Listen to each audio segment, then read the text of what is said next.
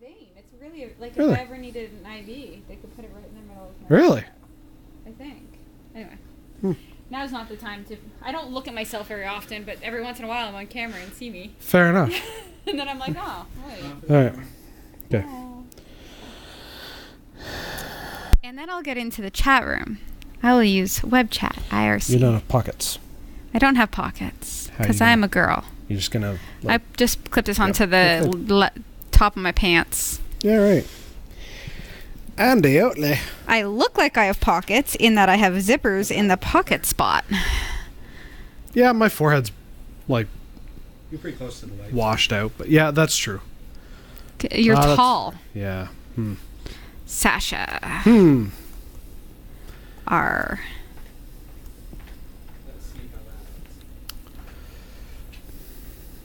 Gory 5. looks. Way too dark. You know what? It's because I'm wearing white. Yeah, and you're standing under the light. She's not. So I think you're going to be pasty regardless, buddy. Sorry, man. Darn. It's not the perfect studio. There's no way to like. Oh, now you're Turn- glowing. You're glowing No. now. Because if I did, then It's okay if I'm darker, I think. Because doesn't that make me look more Are mysterious? all the lights on one? Like I didn't know if like one bank I am was. not a robot. no, that would turn off all those lights. Does it? And we couldn't use the white light there. You can, but that's just a fill light. Oh. That won't offset if I turn off the lights. Okay. All right, that's fine. Hey, I'm a ginger. I'm used to being pasty, so it's all good. You're going to be ultra pasty tonight. That's right. You're Oh my. glowing. Turning that on just made me glow. You are glowing. I am like angelic. Beautiful. Now, I will say if you dropped the darkness on this or raised the darkness on the screen, however that terminology works, like Sasha's lit up. Turn up the dark! Would that make a difference? Oh, that's better. Yeah. But doesn't Sasha look What? Tanned? dark? That's okay. I'm fine to be dark. Huh. You look like you're keeping me in the dark? Huh. Jeff has like this heavenly glow about him. I know. I feel like I should. Yeah. Welcome to I Category 5. feel like I should be taller. Don't do that. Casting shadows in your face. That's right. I should wear heels instead of the sensible What flats I should do that is I wear. I should have the like if I had the core stool, then we'd be better. We'd be the same height. Then we would be the same. Should I sit on a stool? That way we're at least we're the same height. Do you have access to it? It's over there. Yeah. I- Practically immediate. Oh. I know that Well, messes up your camera shot, but I don't think so. no, Because it just makes you the same height. doesn't give you extra headroom. I'm trying to decide with this new hair whether or not I want it behind See? both ears. So there you go. Can you raise that? Raise it. Yeah.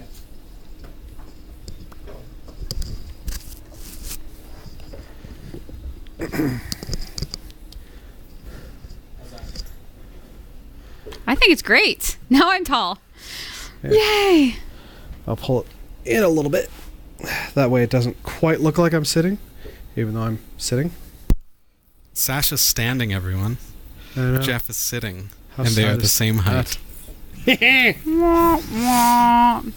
The Foo said that it's brighter on Jeff's wall and darker on I my have wall. to fix That's that true. shot now. I did notice that, yeah. The wall itself is brighter / darker, depending on. Wow, the camera makes us look nice and full when really it's not. I like that.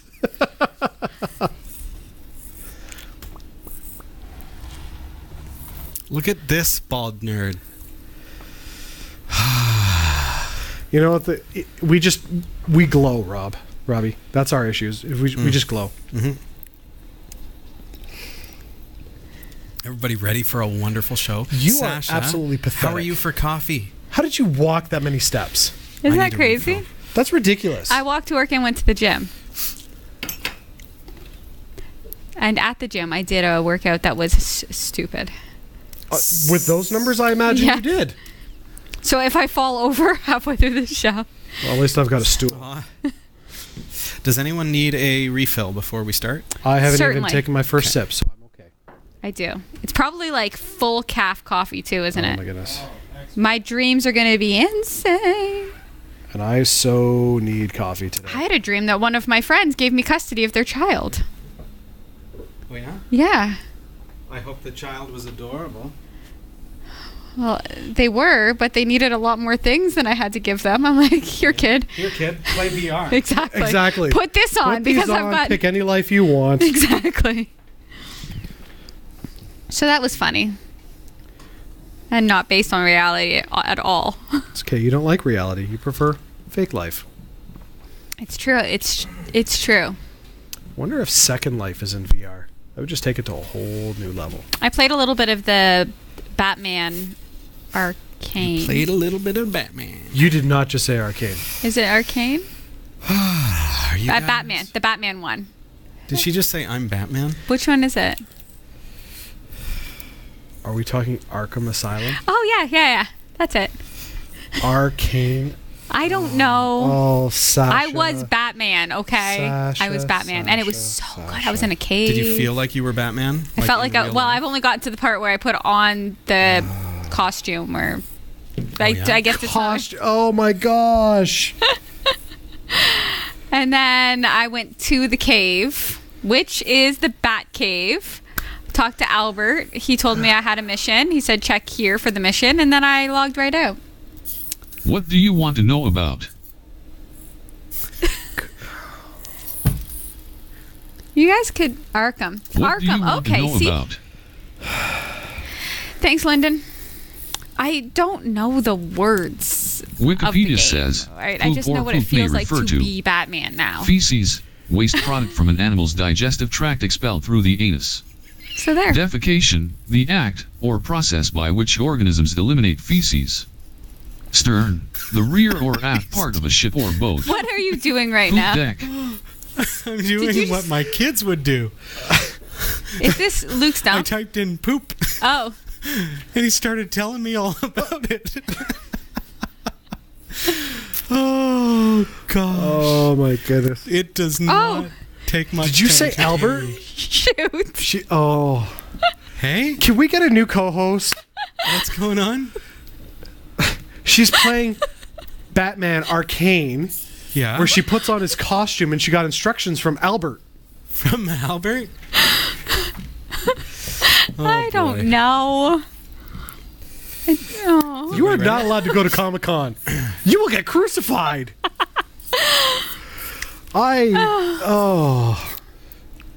Okay. Whatever. I'm just like, No, I'm crying. Yeah. And there's You no. guys ready I'm for a gonna- show? Wait. I'm crying. Hold on. I don't You know ready if for I'm a ready show? for a You show. guys ready She's for a like show? ruining me right now. Oh, man. I have no clue what to do with you. I have a Star Wars game too. I haven't played it yet because I'm waiting for Robbie to come over. Ooh. So in your Star Wars game, I do they, haven't- haven't does even Dumbledore set his phasers to stun? Listen here, buddy. I don't know how, but I know you're making fun of me. Oh, boy. Oh my! You tell me when you're ready, because it's all you guys. Oh, I guess it's 7 now. Okay. Oh, yeah. No, it's after 7. Yeah. No, 7:04. according to Glowy Clock, it's only 7 o'clock now. Actually, that's true. Oh, okay. We're right on time. So you're first. Yep. Okay. Our live recordings are trusted only to solid state drives by Kingston Technology. Review. Should I text my ride and tell her I'll be late?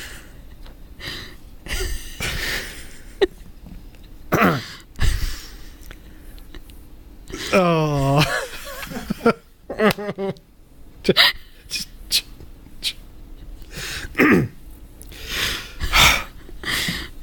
Our live recordings are trusted only to solid. You Oh, can't no. turn. Oh, You can't no. turn. Okay. First show ever. Never done it before. Okay. So sorry. Welcome to the live cast, everyone. That's how it's going to go down tonight.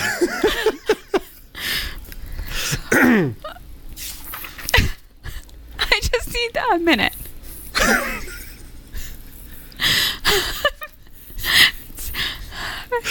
Okay. Our live recordings are trusted only to solid-state drives by Kingston Technology. Revive your computer with improved performance and reliability over traditional hard drives with Kingston SSDs. Category 5 TV streams live with Telestream Wirecast and Nimble Streamer. Tune in every week on Roku, Kodi, Plex, and other HLS video players. For local showtimes, visit Category5.tv. Category5.tv is a member of the Tech Podcast Network. If it's tech, it's here. Cat5.tv/TPN and the International Association of Internet Broadcasters.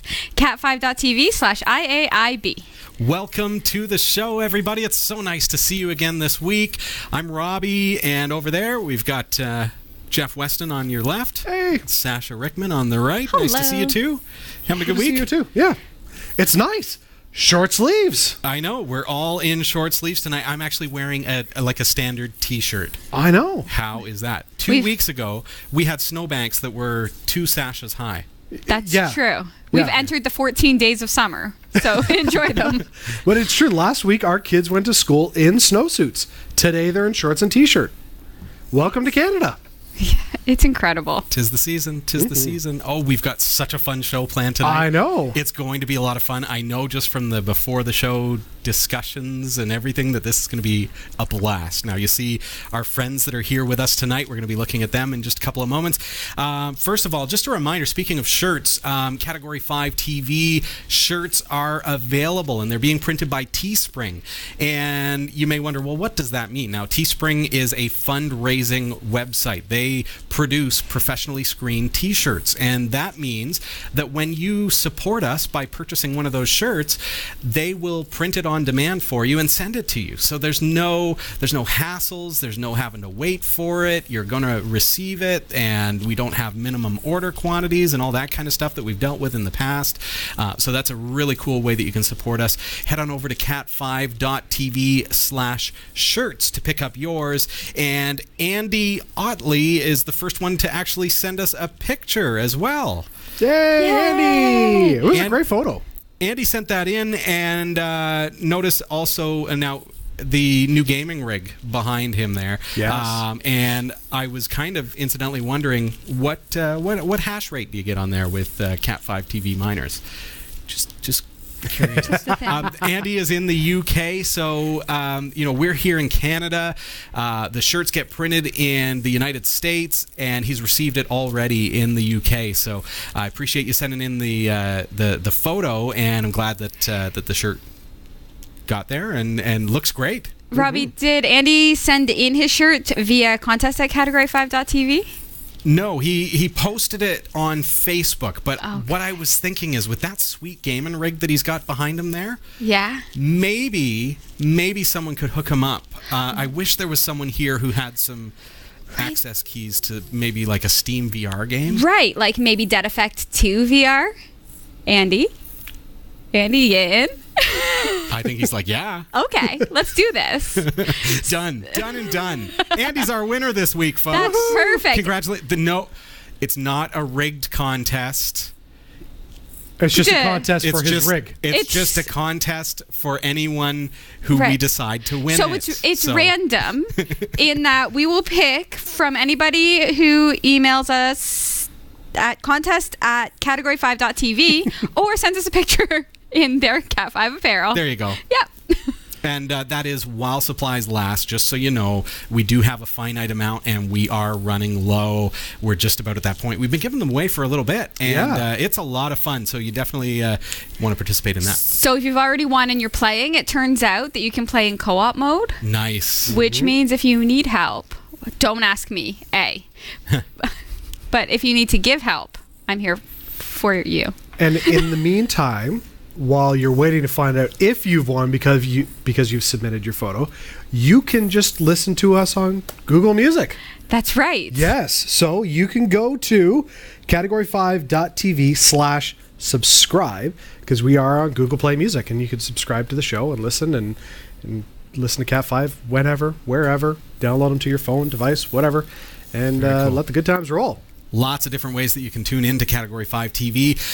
Now, we've been looking at Facebook over the past few weeks, and that partially is because of everything that kind of happened with Cambridge Analytica, Sasha canceling her account, and a lot of viewers also considering canceling their accounts, and some actually took that step. But just a heads up, now we've actually started to notice that Facebook has started to implement some changes into the way they address privacy. Now, there were some features that were leaked a couple of days ago that weren't meant to go out just yet, but in particular, as an app developer myself, I noticed some changes in the app Dev Center, and basically what they've started to do as of this month, early April. So with everything that's going on surrounding the privacy issues with the API, you guys are familiar with that? I mean, when the API can be connected to from an app and that app can download private information, that can be a problem, and that's what has happened. So they've made it now so that any app that wants access to private information has to be approved manually by the Facebook staff. So that is probably a move in the right direction, but at the same time, it's a little bit of a pain for little guys like me because I develop apps that are quite simplistic in their nature, and they have been shut off. I've lost access to the API until the review process is complete. So I've had to submit a review for the app and wait now for Facebook to review the app and make sure that I'm not doing anything untoward.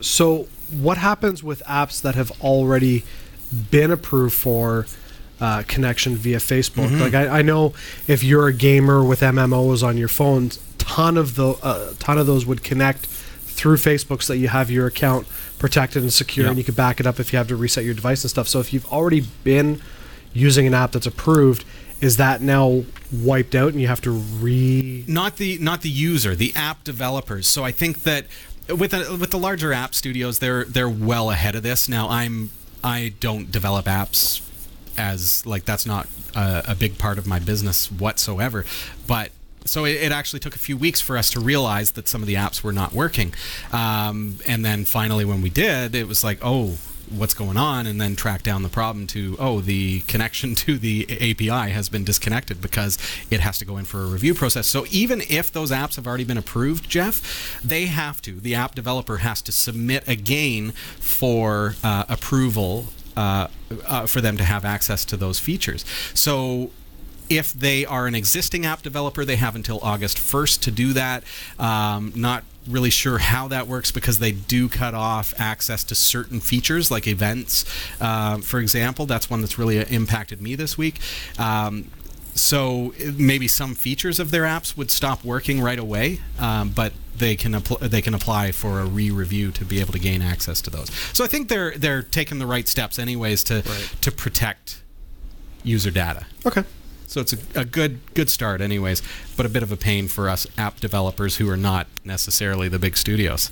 So we've got to take a really quick break now. We've got Obot here live in the studio. We're going to be talking with them, learning how to code, learning a little bit more about STEM and how we can teach our kids to code.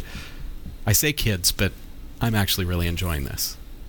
We're going to learn from Obot coming right up. Don't go anywhere. DJ Wheel says to check the live at category5.tv email. He caught a funny image from the main page. Oh, wonderful. Thank you. I would like to see what that is. I don't So know. do we need to take a break and just go over to email and bring it up on the screen? Let's just see what it is. It could be anything. See what it is? I hope it's Guess flattering. who the camera's pointed at? Who?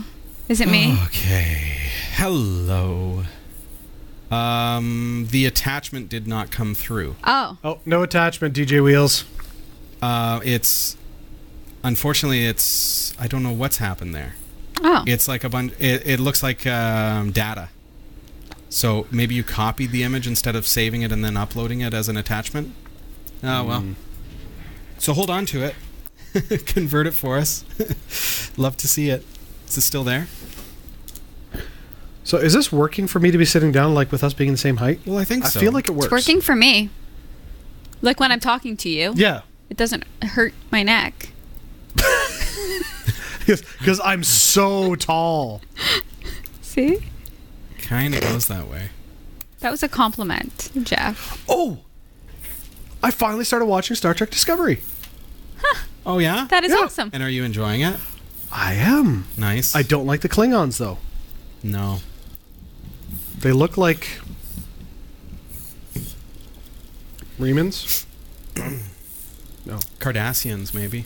Yeah, a little A bit. little bit. Yeah. Anyway, I digress. All right. Ready to get right into OBOT? Yes. All right. And if you're watching live, now this will all be post-processed after the show, so you'll get to see some behind-the-scenes footage and B-roll and things like that. So watching live, it's a little different because this is a live broadcast and then it goes up on demand for you. So make sure you catch the final edited version as well, because it's going to be pretty cool. You'll get to see the kids playing with them and coding things in. So, all right. Welcome back. This is Category 5 Technology TV. And as promised, tonight we are learning STEM education from OBOT. And OBOT has just found its way to Canada thanks to Johanna Garcia, the founder of Canadian Classroom. And this is a company that's been around since 1999. She was at a trade show, and they show off a whole lot of different educational toys and things like that at this trade show. And while there, she came across OBOT from the UK and decided, hey, this is something that we don't really have here in Canada. And I'm going to show you all about it, how it works. But because we don't have this in Canada, let's bring it in. So Canadian Classroom has got it here in Canada now. It's available in the UK. It's growing. It's a very new product though. So tonight we're going to be showing you what this can do and how it works.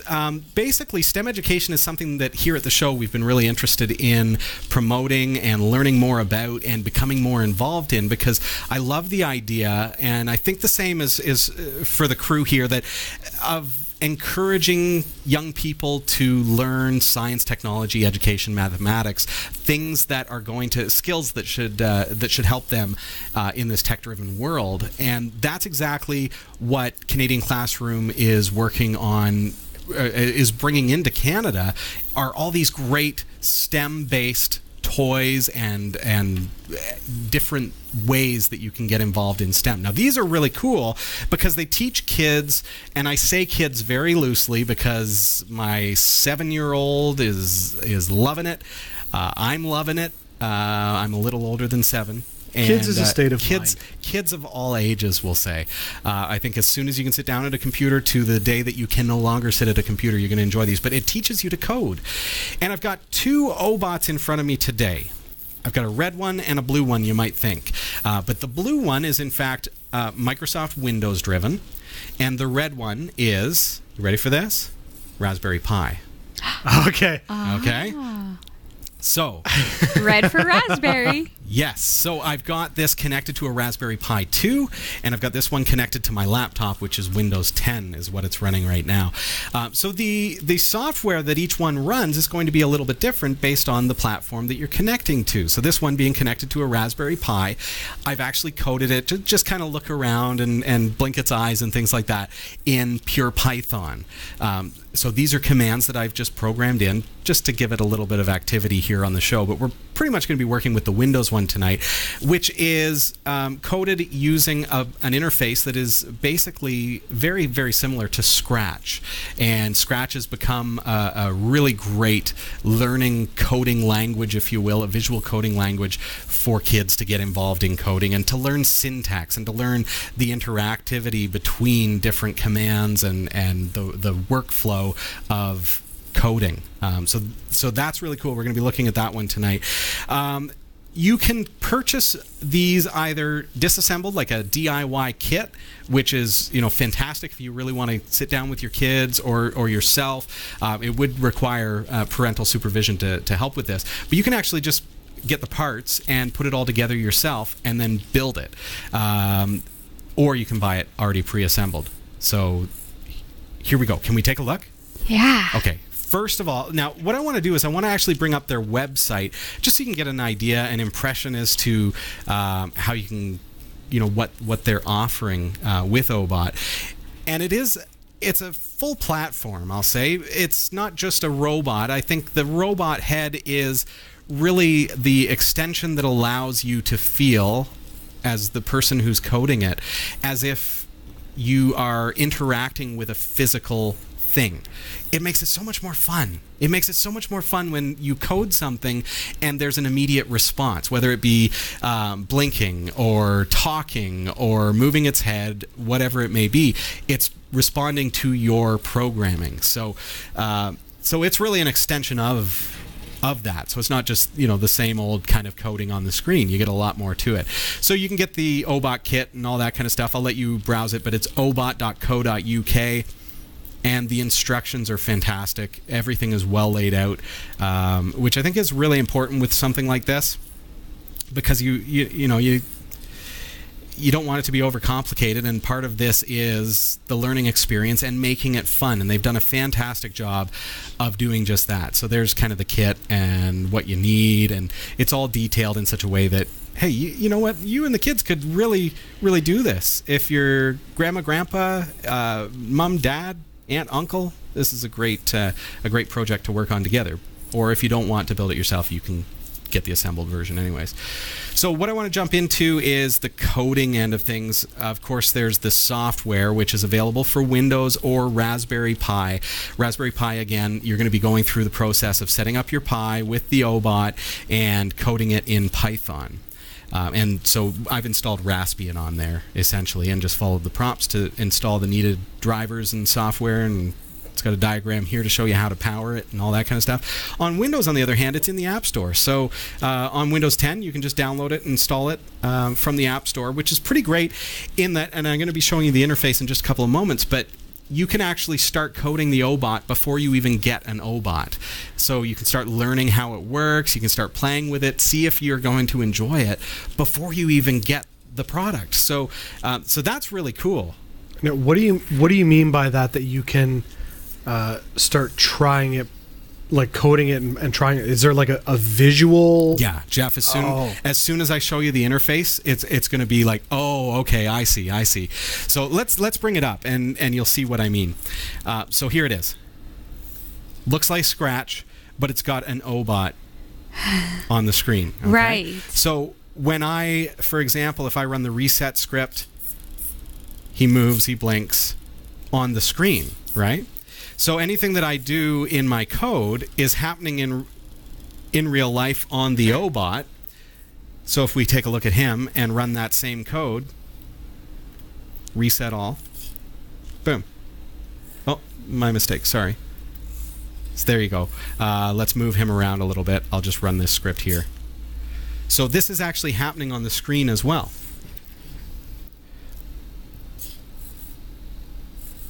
See him moving there? Uh-huh. So you can learn to do the movements and everything else on the screen. You can even do the speech synthesis, everything else. Cool. Okay.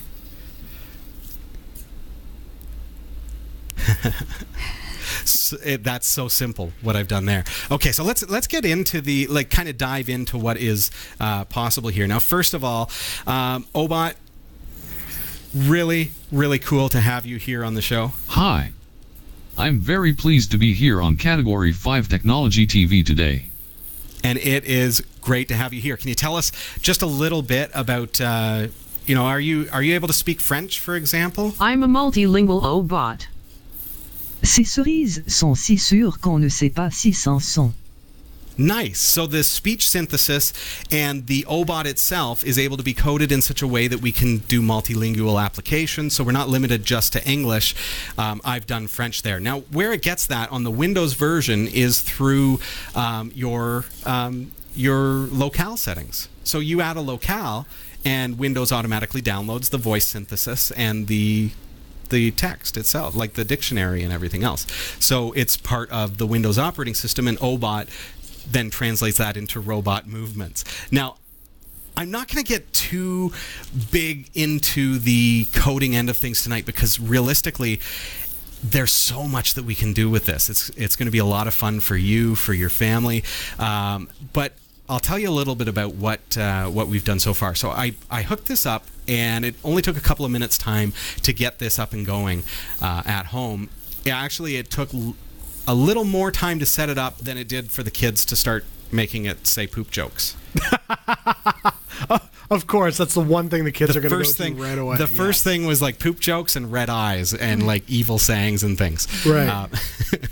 Typical kids, right? Yes. So my 10-year-old, he is big on Scratch. He loves coding, and he really took to it right away. Now he's Scratch experienced. He's done a lot of stuff, and so he just jumped on it and started coding away and making his own program. Then I was surprised, and you can see the like excitement around this. They're just going at it. You know, I'm hands off, and the kids are just taking over and doing their own thing. I was surprised, though, that our 7-year-old actually jumped on there, and he spent literally an entire day teaching Obot through code to tell a story. So it was talking, it was moving around, and he had actually written and coded this hilarious story from the mind of a 7-year-old through the Obot.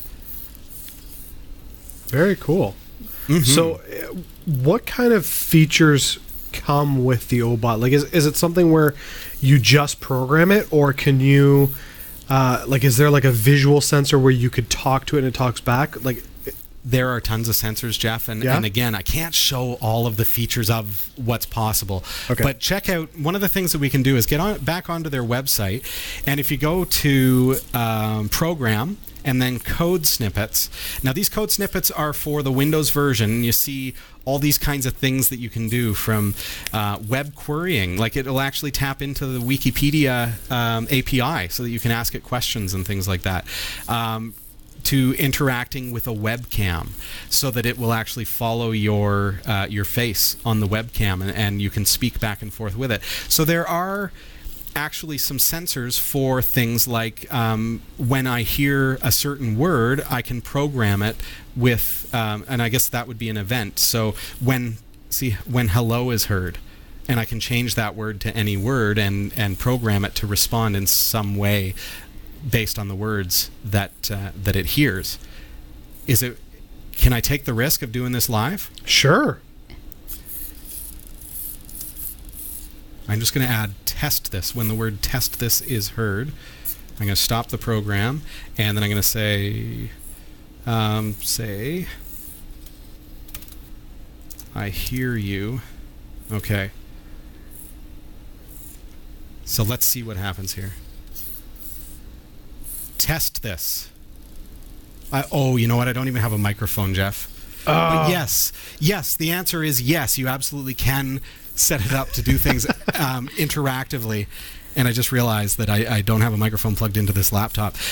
So let's get into a little bit of the coding end of things. You can see that he's doing some things over here because I've already set up some programming for him. Let's go into the program, and let's create a new file. So we're just going to get into the very simplistic setup. And it comes with some documentation that is, again, I've mentioned that they're really keen on making this simple and easy to get involved in. You get stuff like this, where it's like, here's a project. So the first project is how to make him nod.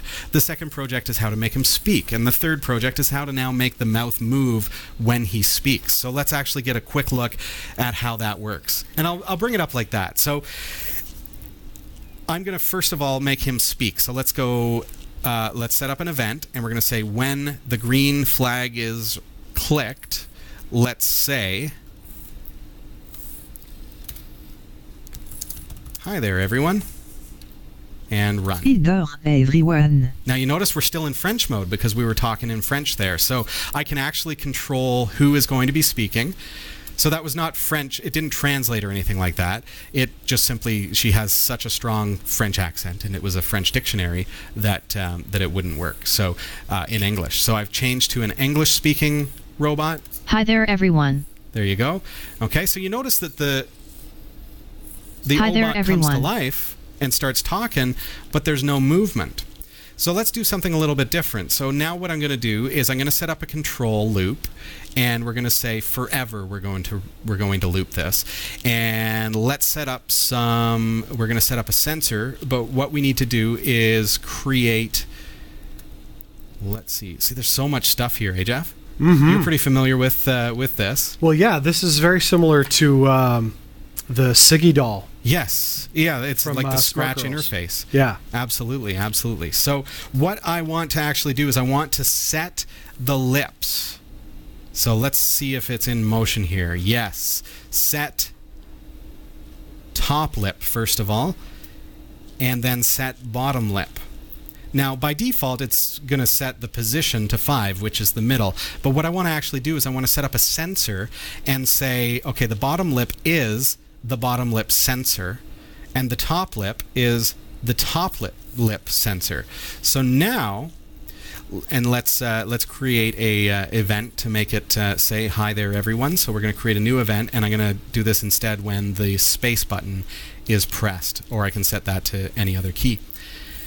So now if I push start and hit space. Hi there, everyone. So now the motion is synchronized with the words, and it's as simple as that. But we've just learned how to code. We've just learned how these two elements work together. So the motion is being controlled by the voice. So, I mean, what else can you do? There's so many different projects that we could get into. I feel like this would be great for maybe class presentations. Like, I feel like there'd be a group of kids, and one every week, or one team of kids every week would get to program the robot to do a quick presentation for the class, right? Or, you know, I just picture, like, when I was a kid, this would be such a good tool for me to not only learn, like, cooperation, but also to be able to get up and present something, and you could present anything with this robot, right? Let's be clear. When you were a kid, this was Johnny 5. Right. Oh yeah, definitely. Let's see. That's what I'm seeing is Johnny 5. Yeah. Let's do a little bit more, okay? Let's get into the motion. So when space is pressed, let's do a little more than just speaking and moving the mouth. Let's actually do a couple of different things, like moving the head a little bit as it speaks. So let's let it look at the camera. Right now it's kind of looking down. So find that spot. So head turn 8. Let's try that and see what happens. Hi there, everyone. So that's the wrong direction. And notice I just hit space to try that. Hi there, everyone. So 4 is approximately looking at the camera. Now, with the 8 and 4, is that based on like a clock, like the 12 hours, or no, I think it's the position like 0 to 10 kind of thing. Okay. And so what we're actually doing is we're coding based on like presets. So 5 is the middle, and 10 is far one direction, and 0 is far the other direction. Now I can go head nod. With head nod, I can now make Obot look up a little bit. So let's try 8. Oh. Hi there, everyone. Perfect. Now let's get the eyes to turn just a little bit more toward the camera.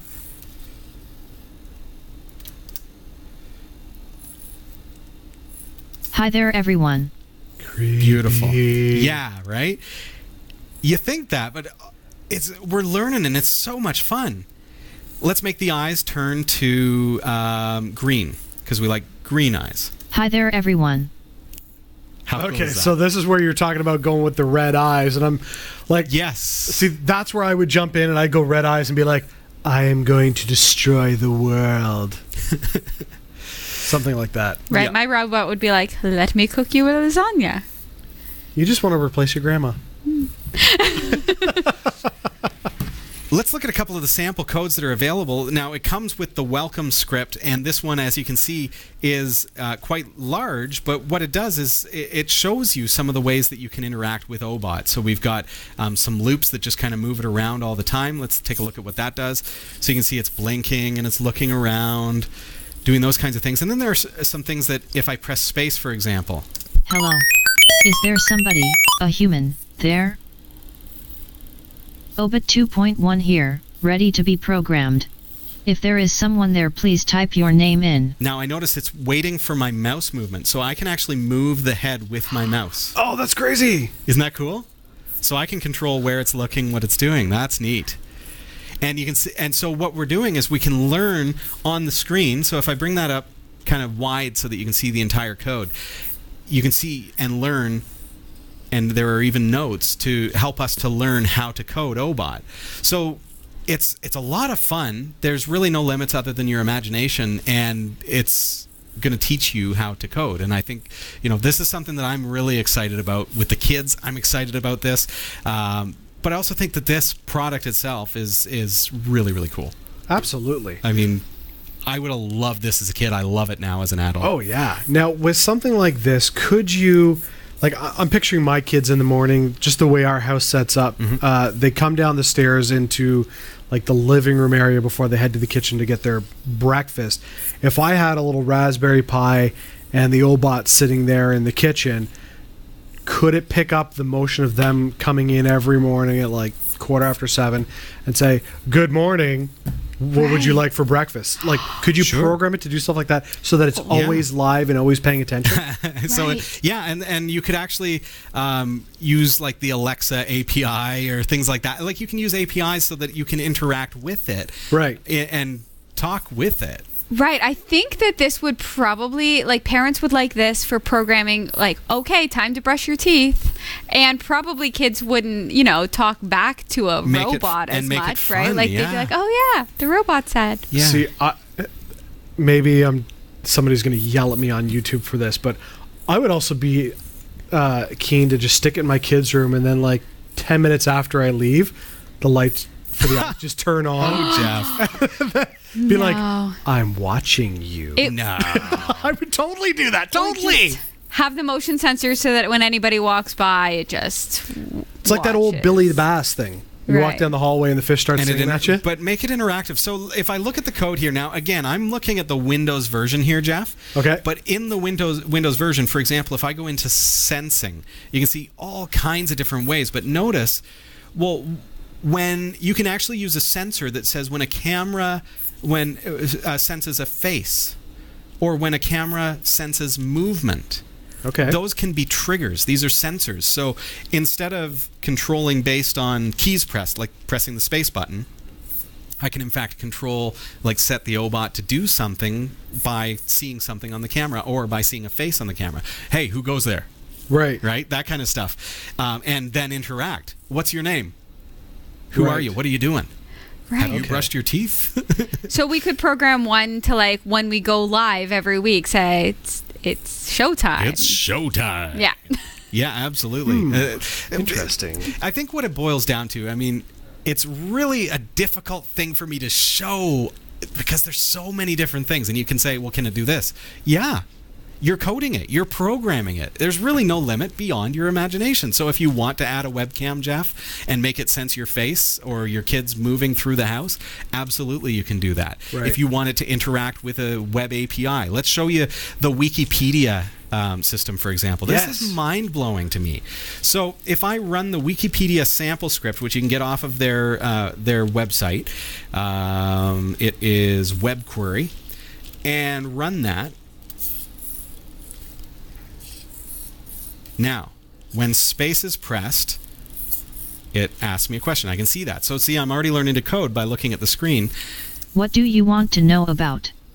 What would I like to know about? Now, this one is prompting me on the left-hand side. I'll bring that up so you can see that on your screen. It's prompting me to enter a query. So if we said something like Linux, for example. So let's say I wanted to learn more about Linux and interact with my Obot in order to learn that. Wikipedia says, Linux, listen, LinKS, is a family of free and open-source software operating systems built around the Linux kernel. Typically, Linux is packaged in a form known as a Linux distribution, or distro for short, for both desktop and server use. The defining component of a Linux distribution is the Linux kernel, an operating system. It'll just go on and on. So we can program it to do, if you wanted to, write a program that tells you the weather forecast when you interact with it. Right. Use some of the available open source code because it's available on the code is on GitHub. The Python code is available for free on GitHub, and you can set it up however you like. And so if the microphone is hooked up to if the plug in a mic, folks, or use a laptop with a mic. So if the microphone is hooked up to it, could you have a full-blown conversation and it respond to you, or do the responses have to be programmed? you can use, I would say yes, but that would take much more experience than I have in coding the OBOT. Right. Because you could use the Raspberry Pi version connected with Python and use a Python library for, say, Alexa or another interactive AI. And then it would tap into Amazon's system, for example, and be able to communicate using that. But OBOT would be the front end of that interface. So absolutely, that can be done. That's wild. Isn't that cool? All right, I know what's going on my birthday list. Mind-blowing. But you're not a kid. Have you chatted with me lately? I am very much a kid in a grown-up's body. I'm like Tom Hanks, big. I saw that one. The opposite. If anyone has any questions about OBOT at all, make sure you get onto our website, category5.tv. Send us an email there. Has anything coming in the chat room at all? Just before we move on, but if you are looking for this on your birthday list or whatever it may be, or you just want to pick one up, make sure you head on over to canadianclassroom.com. Check them out. It is also available on amazon.co.uk, so if you want to use our partner link, we are partnered with with that website, so you can purchase it through that. If you go through our website, category5.tv, click on support us, and then visit through our partner links. Or, of course, you can go directly to obot.co.uk. Isn't that awesome? So much fun. So much fun. I want one. You've got virtual reality. You don't need a robot. Well, I could have a robot that uses, instead of an alarm clock, it would just like, all of a sudden its eyes would glow and it'd be like, it's 4:45. Oh, wow. We can think of so many different I think we need to start our own code base where all of our viewers get an OBOT and start creating these kinds of things. Like, yeah, you heard it here. You can do anything that you want. So start coding and let's see what we can come up with. Folks. Awesome. This is Category 5 Technology TV. Make sure you check out our website, category5.tv. And Sasha, we're going to jump right over to the newsroom, my friend. Beautiful. Here are the stories we're covering this week in the Category5.tv newsroom. Germany's Supreme Court has rejected a legal case that sought to stop people using the popular AdBlock Plus program that removes ads from websites. A Chinese web giant has found a Windows 0 day and is keeping the details quiet while working with Windows on the issue. An unpatchable vulnerability has been found. This is last week's news. That's what I thought. No. This is. Is it really? I'm like, it seems really familiar. I'm pretty sure we've covered these already. All of these stories. It's Groundhog Day. Take a break, everyone. Yeah. You know what's the funny part? Is you practiced them when I was coming in. Well, I was like, this seems really... Yeah, it seems really different from what I was saying earlier. That's hilarious.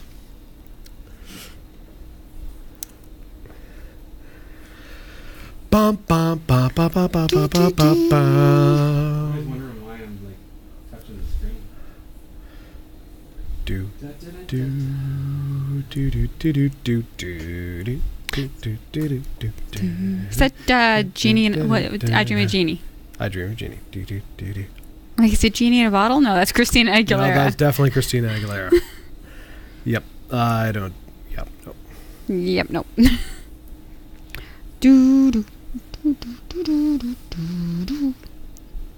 Now it's in my head.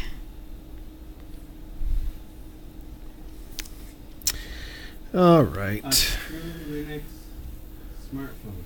That's real. That's the one. That'd be the one. That's it. Canadian class. How come the chat room is saying nothing? I thought the same thing. It's very odd. Is everybody else having problems in the chat room and we're the only two in here? Is that the opposite of every other week ever? I don't know. Chat room, are you live? Are you there? Hello? Like, nobody's talking. What's up? What's up, people? Bum, bum, bum, bum, bum. Yeah, nobody in the chat room. Bum, bum, bum, bum.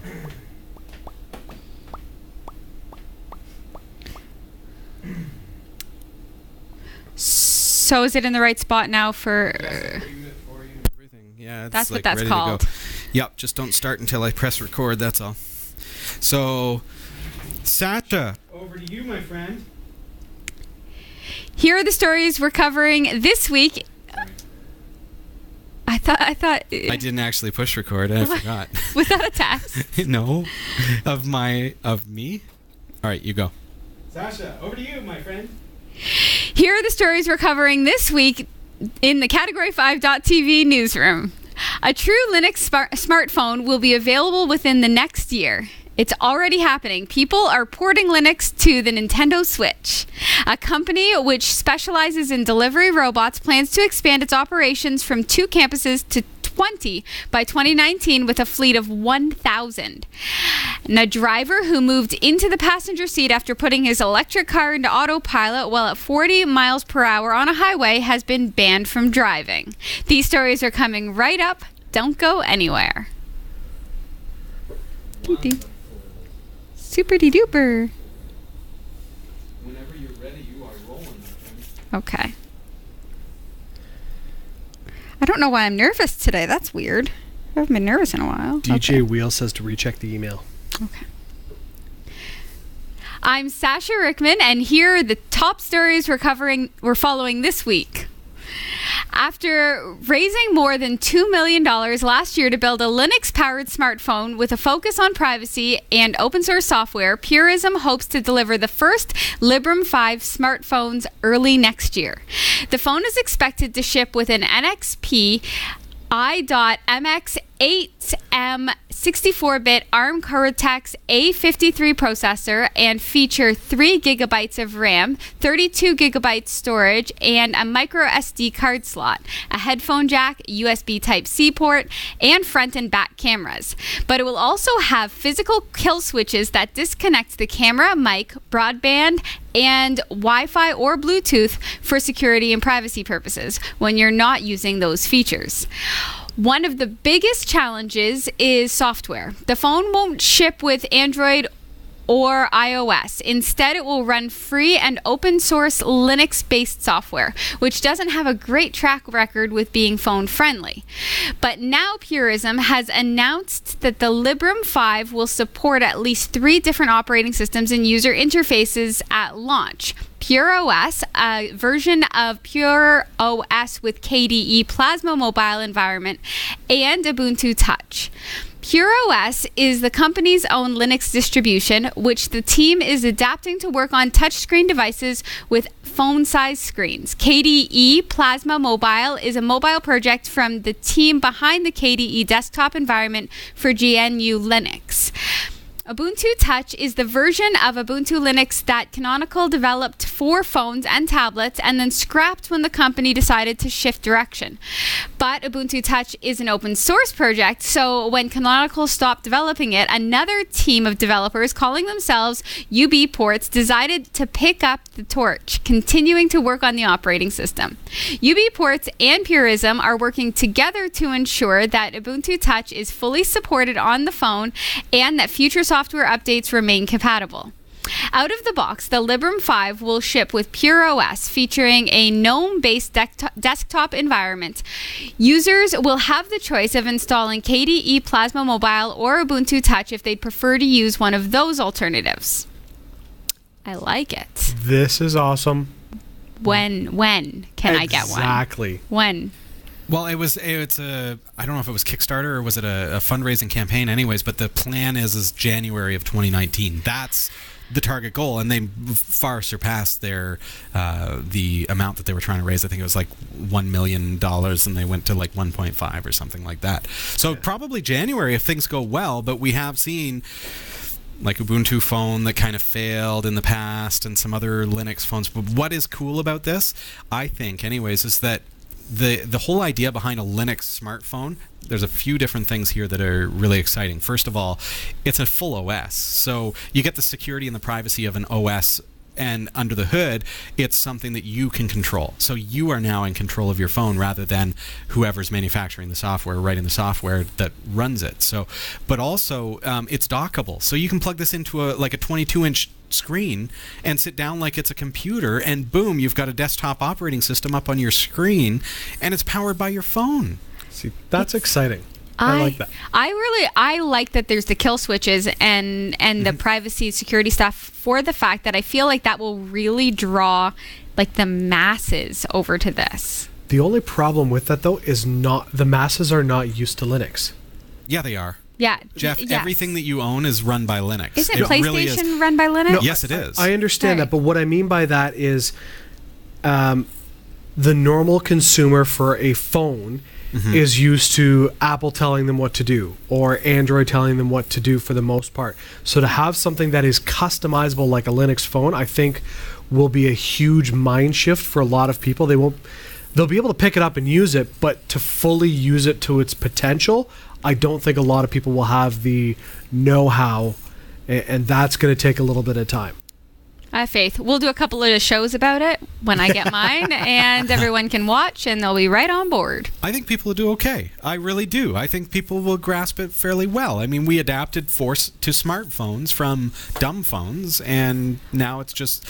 Exactly. What's going to confuse us is more features. Well, they can create an interface, and they have created interfaces that are like iOS or Android. It's just under the hood, there's more to it and a lot more functionality.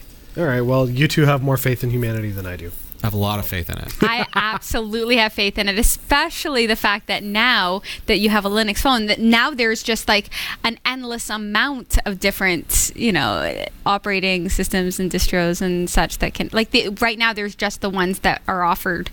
But I know the Linux community. They're just going to have so many. I just want to install LibreOffice on my phone. Like, that will be the day when I can just plug it in and start typing on my phone like that. Okay, real quick before we go to the next story. Is it going to be able to interface with app stores as far as apps go? Or are you going to have to use...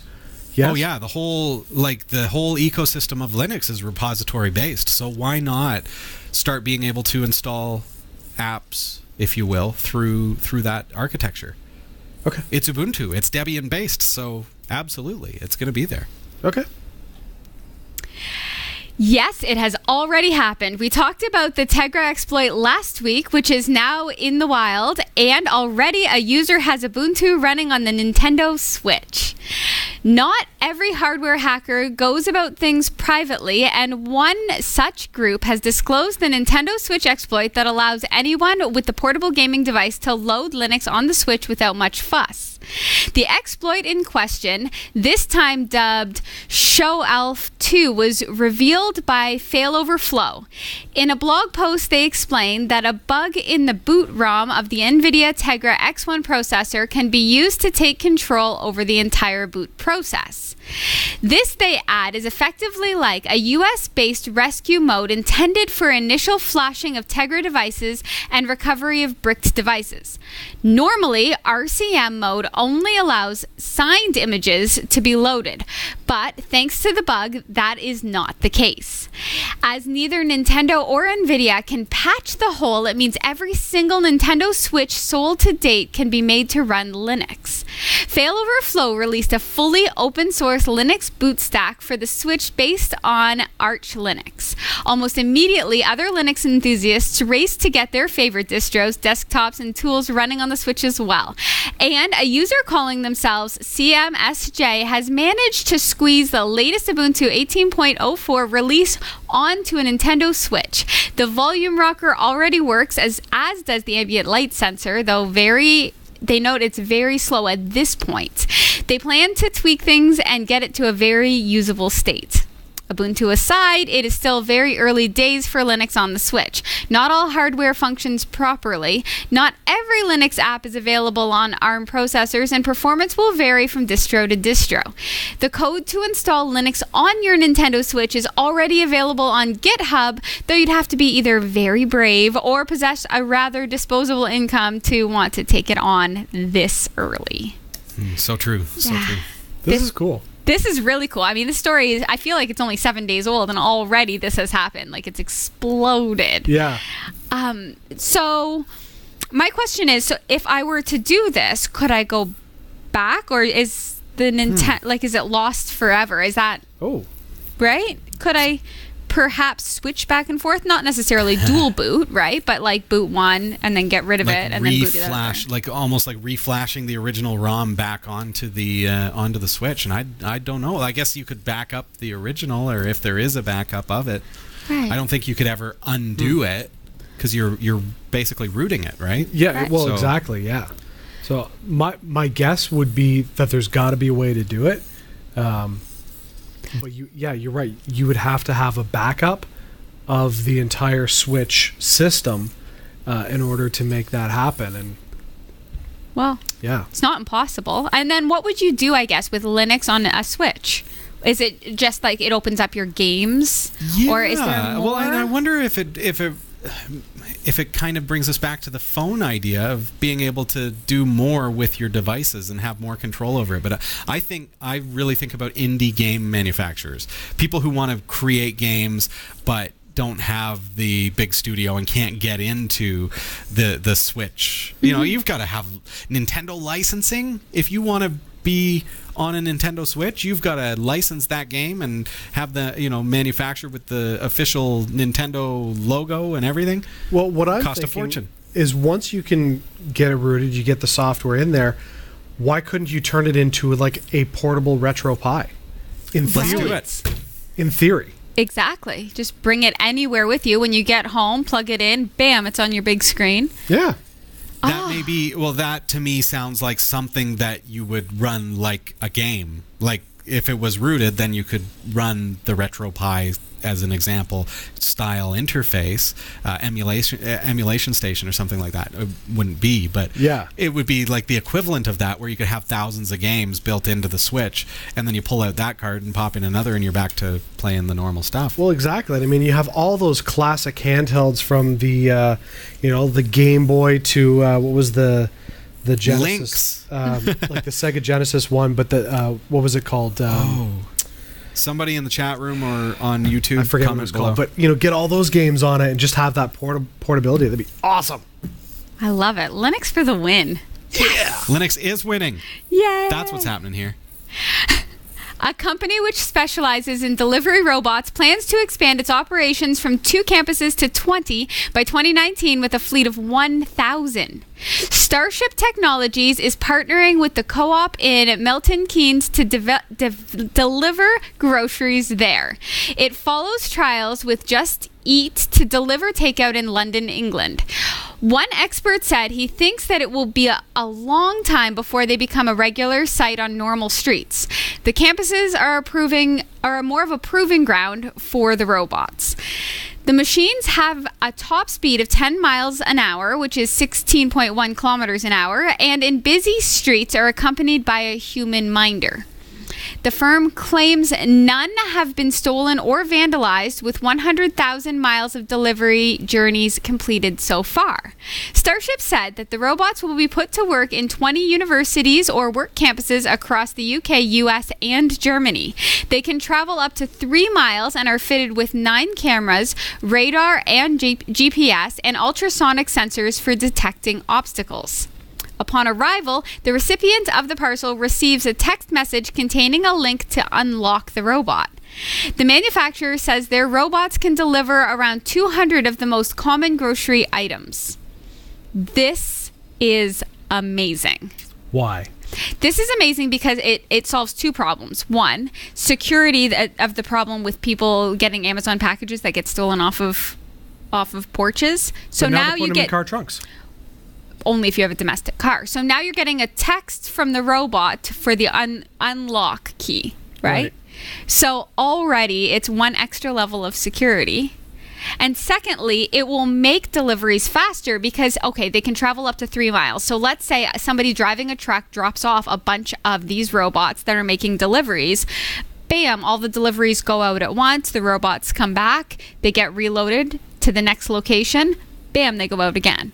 Saving gas, even. Do you remember your idea about Amazon dropping your stuff in a box? Mm-hmm. That's a locked box. So yes. This takes it to the next level, and it's like on wheels. It's robotic. It's autonomous. Right. And it's delivering, and then it just sits on your porch. Now I can see that working. See, I love it. Now, the one thing that I would say is if it needs a human minder, You might as well accept that it would be though, right. It is early days. That is true. Depending on how big the box size is, it could be really helpful for people who don't have any way to get their prescriptions to their house, right? Or sure. Yeah. And I don't know. Maybe it's just because of my age, but I'm thinking colleges are going to love this. Colleges will get love a few, this. College or university, get a bunch of these on campus, doing all the grocery runs, and it's like I can just hang out in my dorm, and the robot's going to deliver everything to me. I can totally see that being used to the fullest potential. Right. Well, in college campuses, you rarely have the ability to cook, and if you can cook, it's like the microwave or a hot plate. So, craft dinner and pizza. They're smart to start testing this in campuses because they will get lots of use. Yes. I really like the idea, though, of like elderly individuals who can't necessarily go out and do a shop, right? So just bring it to me, and that's fantastic. And the security side. I mean, I feel like if I were Amazon, I would be putting a whole lot of money into this because it really solves that problem. And if I was the Postal Service, even I would do the same, because the Postal Service really makes money on the fact that they can deliver every single day, no matter what. Yeah, but they're unionized. That's a whole another story. They can't be unionized everywhere. All right. A driver who moved into the passenger seat after putting his electric car into autopilot while at 40 miles an hour on a highway has been banned from driving. The man, Bhavish Patel from Nottingham, England, pleaded guilty to dangerous driving at St. Albans Crown Court. A witness in another car filmed him sitting in the passenger seat of his Tesla S60 on the M1 between junctions 8 and 9 near Hemel Hempstead. Patel said that he was the unlucky one who got caught, the court was told. The footage was posted on social media before it was reported to police. The court heard Patel had told officers what he had done was silly, but that his car was capable of something amazing when he was interviewed at the Stevenage police station. He added that he was the unlucky one who got caught. A statement provided by a Tesla engineer said the autopilot was intended to provide assistance to a fully attentive driver. Patel was disqualified for 18 months and must do 100 hours of unpaid work and was also fined to cover the costs of the courts. Why is this still an issue? Why do people continue to let their car fully drive for them? That was never what it was intended for. Right. Yet. In the yet. Fair enough. Thank you. In the defense of this particular driver, except the fact that he went to the passenger seat. Right? That part was silly, buddy. But if he stayed in the driver's seat, if you have a fully autopilot car, you cannot expect the driver to then also be attentive. How many of us are completely overworked? Okay, but so if that's now your car have the car. Your car is doing everything for you. Now you have nothing you need to be paying attention to. You're going to zone out. You still need to be able to access the pedal, Sasha, because the car these Teslas are designed to alert you in the event of a pending issue. So if traffic is getting too heavy and it doesn't feel confident in itself, right, it will wake you and it will tell you, okay, it's time to take over, buddy. But if you're in the other seat and someone pulls out in front of you and the car says warning, warning, warning, take the wheel, and you're in the other seat, right, that's actually not the part I take issue with, because I honestly think you should be in the driver's seat, but you cannot expect the driver to remain attentive when you've taken away the only task they have to do while sitting there. You're going to have a bunch of napping drivers with autopilot, and they're just going to be hoping that the chair vibrates or something to wake them up one time. I completely 100% disagree with you. Right. I mean, you cannot expect your car is going to fully do the drive for you and respond the way that a human would respond. It has sensors. It will do the best it can, but you need to be aware of the drive. It will respond better than a human responds. So then why are people getting killed? How many people got killed by autonomous vehicles versus how many people got killed by a human driver vehicle? Okay, but humans have been driving a lot more than autonomous vehicles. But the problem is when people abuse the technology. Humans text and drive, Jeff. A car doesn't text and drive. You're right. I understand that, but right? There's no way somebody should be getting behind a car with autopilot functions and not at all paying attention. You want to have your hands off the wheel? Fine. You want to be in a relaxed state? Fine. You want to be belting out to Liberace while the car is driving for you? Fine. But you're still having to pay attention. If you don't, bad things will happen. But people who are supposed to be paying attention in non-autonomous cars are already not paying attention. These cars are going to save lives. The problem is he wasn't in the driver's seat, but the car itself is smarter than the human driving it. No wonder he checked out and went into the passenger seat. Really, the car is probably smarter than he is. Okay, but what about dude who was watching a movie while driving? While driving, was the car driving? The car was driving. He's watching a movie, not paying attention. He got killed. I don't know this story. Yeah, we covered it a year ago. It's because he was watching a movie. I want to say it was Harry Potter, I believe, and he rear-ended a vehicle. His car did not respond in time. Had he have been there to take over the controls in an instant, he may have lived. Right, but that same guy not watching a movie, driving a car, could have looked down at his phone while texting and driving and rear-ended somebody and died. The point is they still weren't paying attention. Right, but the car is going to be programmed to pay better attention than a person actually naturally will. We are tired and distracted at best. So you're going to fall asleep or you're going to daydream or you're going... I really love autonomous cars and I really think that autonomous cars will drive better than humans do. It's been wonderful knowing you, Sasha, when you get your autonomous car and you don't pay attention and you get in an accident. It's been a pleasure working with you. I will not get into an accident. Your car will. I would not. I love the technology. The technology of autonomous cars is phenomenal, but it's to be used properly. Like with any technology, humans have the ability to abuse it and not use it as prescribed, and that is exactly what happened in this case and in all the other cases where something happened. You need to be aware of what you're doing and use the technology properly. I agree. But I do trust the technology more than I trust... You just said you agree. I know, but I trust the technology more than I trust the natural responses of humans who are driving. Anyway, big thanks to Roy W. Nash and our community of viewers for submitting stories to us this week. Thanks for watching the Category5.tv newsroom. Don't forget to like and subscribe for all your tech news with a slight Linux bias. And for more free content, be sure to check out our website. From the Category5.tv newsroom, I'm Sasha Rickman. And I'm right. I think we should get the OBOT to do the news. That you way think so? There's none of this ridiculous arguments. So I think what he's saying is we need to replace Jeff with the O-Bot. Oh, really? You had to go there? Hey, I'm Robbie. He's Jeff. The argumentative one is Jeff. I'm Sasha. How do I get labeled with that? How?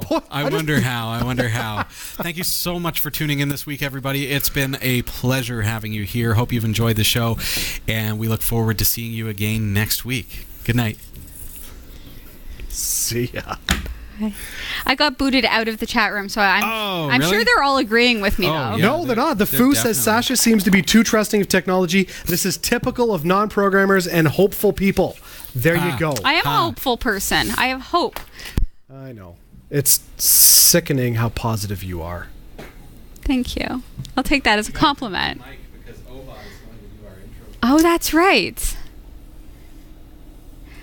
Should I leave this up so that this thing that's happening? Yeah, just leave it. Okay. I'll take over. If you don't fix it, it's okay. I'll fix it when I get back. I know how to program. I pressed exit, enter. You guys disconnected? Not yet. I am. I'm waiting because I don't do this myself. For that reason.